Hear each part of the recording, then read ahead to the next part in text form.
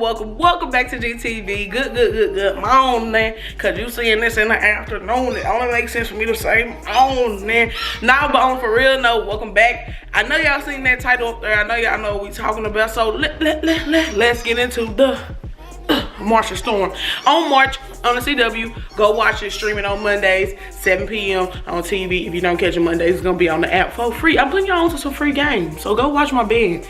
Period. Episode 3.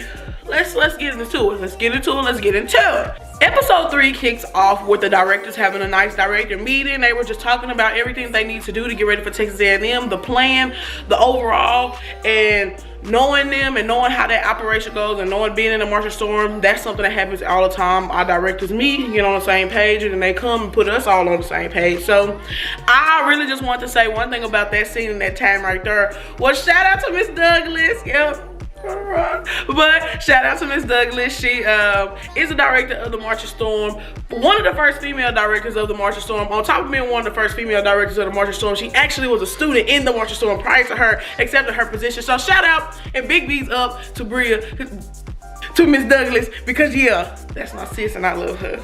Period. Okay, so after they start talking about rehearsals and everything, we got to meet Jesus, my CV man. Shout out to him, Dallas legend, on the bone. Everything that he said in the episode, y'all seen his little backstory. They gave my boy a story because you already know he the first Hispanic drum major to be in C6, to make him C6. You already know. So shout out to him. They gave his whole story. They talked about how he started playing trombone in the 6th grade in Dallas, and I don't want to just let y'all lead y'all on to thinking he was just a regular trombone player. Now, my boy Jesus was cold with it. But when I tell y'all he was dropping notes lower than us on the tuba all the time just to be playing around, like, he was an amazing ensemblist because we had low brass ensemble together. Like, dude's phenomenal on his horn. We also see him working with the section because of those great tools that he have on the trombone. So we're going to talk about that later on. So the foxes. So I want to talk about that part because that was one of the next scenes where they had Kay talking to another one of the freshman young ladies, and they were just talking about how the foxes are on this newfound fame thing. And I want to speak on that, as far as for the March Storm and for the foxes. Like, the foxes haven't always been the it girls in everybody else's eyes. Like, the band, the March Storm, hasn't always been the it band in everybody else's eyes. Like, we've had more haters than we've had supporters for the longest of time. Like, the March Storm being like in everybody's name, I mean, not everybody's name, but March Storm being in everybody's mouth and stuff like that, that is new, baby, because at first people didn't even want to talk. They were like, oh, boo, trash. If we went from being just the trash band of the swag to being the PWI band of the swag, and mind you, all of this stuff was coming from just everything overall, not the overall sound of the band, not the direction the program was moving in. This is coming from people just not liking the directors and stuff like that, and some of it's internal. Like, it's a lot, like, when it comes to the whole March Storm history of it all. And that's another thing that was touched inside this episode. Another thing we need to get on before we even move on. Happy Black History Month to everybody out there. Make sure y'all educating yourselves on our history, on our time this month. We do one fact a day in my job, and I know some of y'all be like, all you do is one fact a day? Don't come for me. But we always learn something every day and new at my job about it. So make sure y'all reaching out, doing the things you can do, doing your due diligence. Make sure you learn your own history. Something that you walk around being like, yeah, shout out Black History Month. Why are we celebrating Black History Month? Tangent, but now we off and now we back on. But like I said, I just wanted to talk and cover on that because people always assume that the March Storm was bad and other things like that, and then they actually take the time to watch our videos, get into our content, watch our halftime shows, see us smash other bands, and then they be like, or they'll see us come to that game and be like, okay, watch the story. Y'all kind of hitting on something. Baby, don't play. Do not play with this band. So right after that Fox scene, they went and turned around and had the trombone sectional, which I love this trombone sectional. Shout out to TNT being one of the best sections in the March Storm. I know the K is the section of the year right now currently, before another section is going to be section of the year. We've been holding that spot all during COVID because they haven't had a section of the year. So really the tuba's been the tuba section of the year for like 3-4 years of that, which is really deserved because we were cheated every other time. But anyway, I just want to go into the fact that TNT is an amazing section, man. Don't take me to sound like plenty. If you just watch our videos and our clips from about 2013 moving on up, the trombone section has always been a smaller section in comparison to other bands, but it never stopped them. It never stopped their work ethic. It's never stopped the grind bond that they have, and never stop the love that grows in their section genuinely for what they do. So like I said, before I get into all that, I wanted to just say shout out to TNT. But we were in that section on, we had Jesus, the drum major, who was a former trombone player. Then we had Aaron, who's a euphonium player. You know, when you're in that low brass family, you help around in the low brass family. And then we had Money, who was our trombone section leader. I don't know which section leader Money is. I don't know if she the head section leader. I'm pretty sure she had section leader because Money be on, so shout out to Money. Because this Money first time having her little scene. And then in Money's scene, she talked about some really good stuff, especially catering to this month. She talked about the difference between Texas A&M as far as PV and stuff is concerned. They gave a little bit of history overall for Black History Month. If you haven't seen this episode, go check it out. I'm not gonna get too much into it because my girl laid it out very eloquently. Go watch, go watch, go watch. So the next part of the episode, they got into the twin story. Shout out to the twins, man. How they just came into the band with the amazing legacy. I remember them coming into the storm and hearing the story, like their dad and her mom went here and they met in the band. They got married in the chapel. The daddy was sexually and the mom was sexually, so they wasn't just in the band regular. They was leaders in the band. It's really beautiful. Like, that story touched my heart every single time I heard it, and I was just like, it must be nice. I'm trying to get like y'all, my boy. Okay, no ring after March of Storm.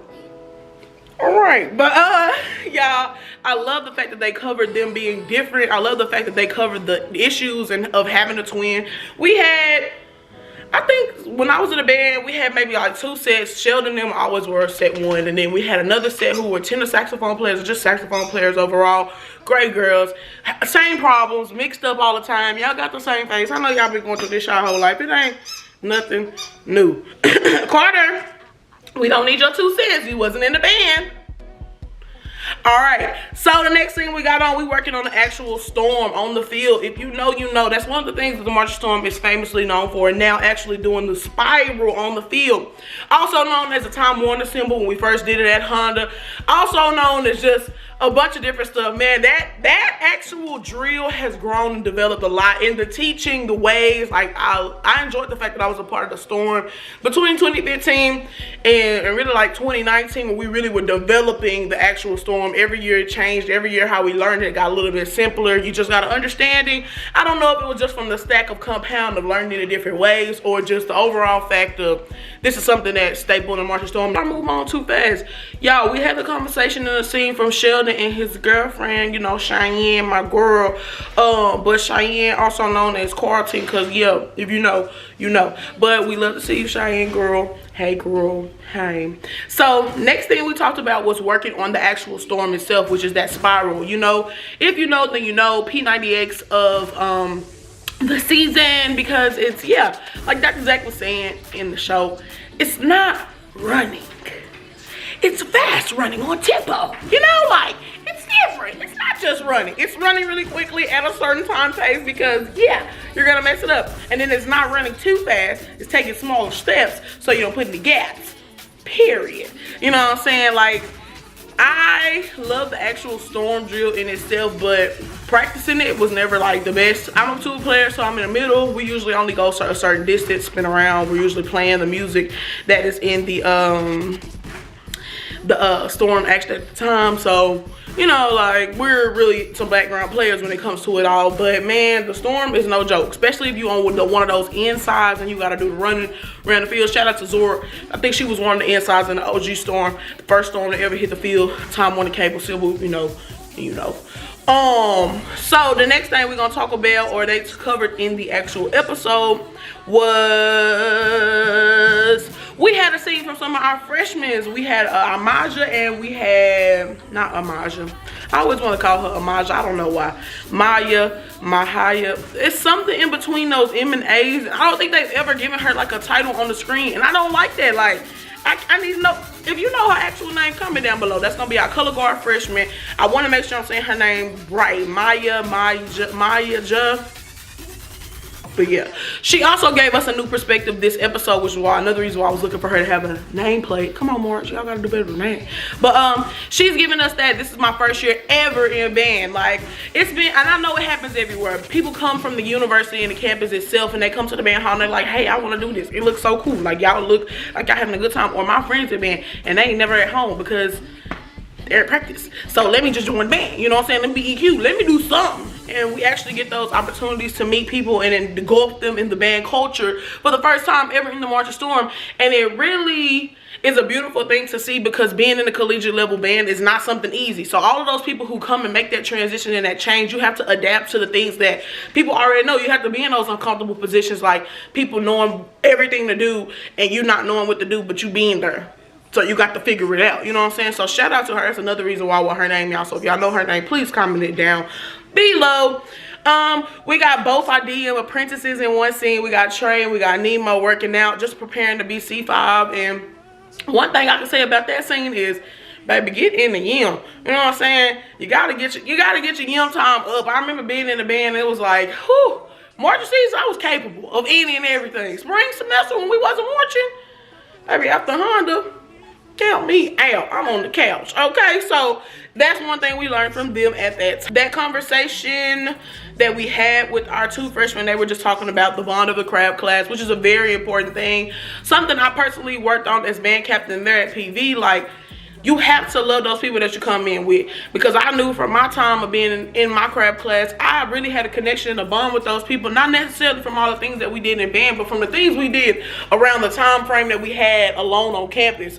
We bonded so much. Shout out to Jordan. You already know, if you know, he was one of our watchers when we were freshmen in 2015, and the UC was fairly new with the rules and everything, the LCC thing. So it was so much going on, and we had such a good time. But that bond is essential. Like, as a band captain, I made sure that every crab class had the opportunity to bond, because it's very, very important. Like, how you supposed to help your CB, your CS keep it going in school if you don't really know that's your CB and your CS, and y'all gotta keep it locked down. So shout out to the crab classes, man.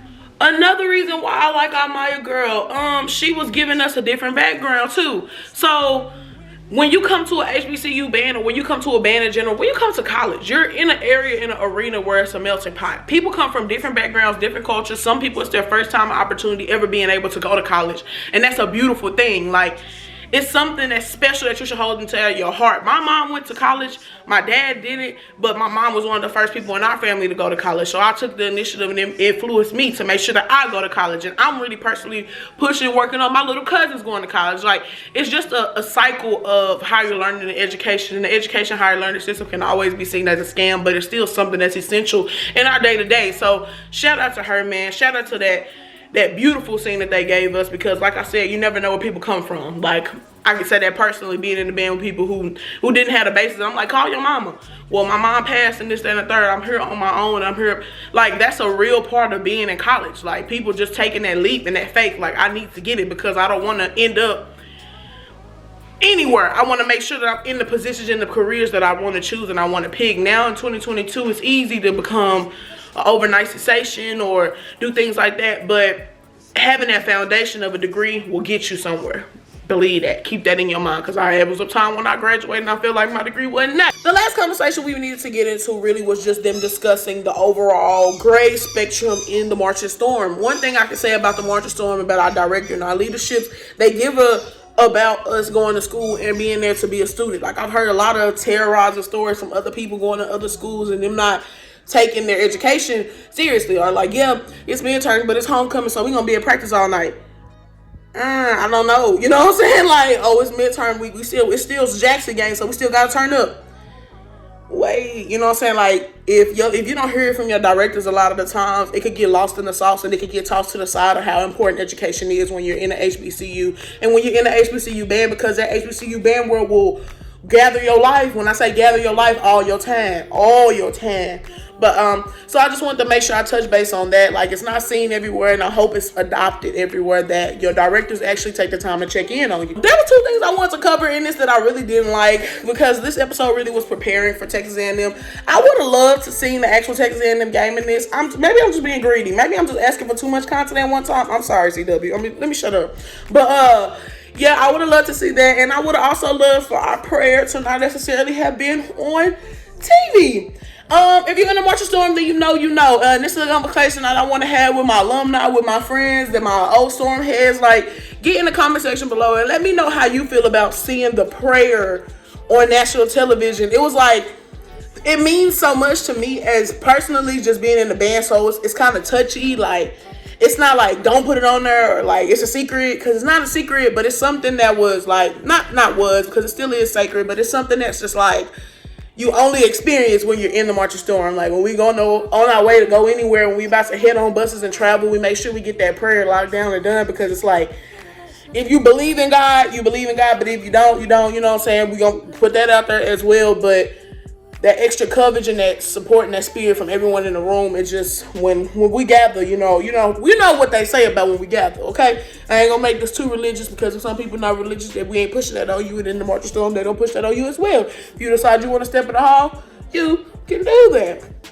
But yeah, I'm out of breath because we talked a lot. Episode 3 was a lot, but I still wanted more. So go give me more, CW.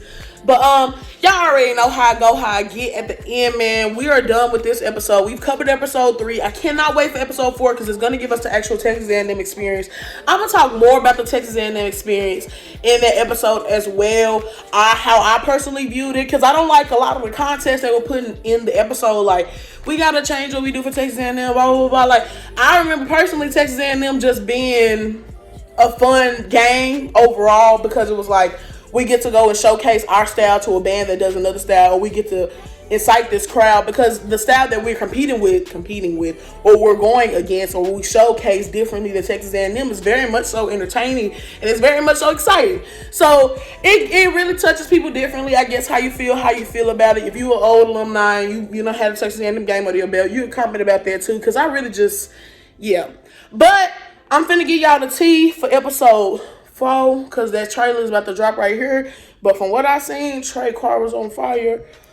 We got a confrontation from Davian's coming back, and Tay with there was the beef with that. We're gonna talk about that. Then we got the actual game. So yeah, y'all come back. Episode 4 gonna be static. Love y'all. Y'all love me, and I'm gonna catch y'all in the next one. Next on March. At Prairie View, we're majority, Black, and when you go down to Texas A&M, there's really more of a white culture there. It's two different worlds, even though they're about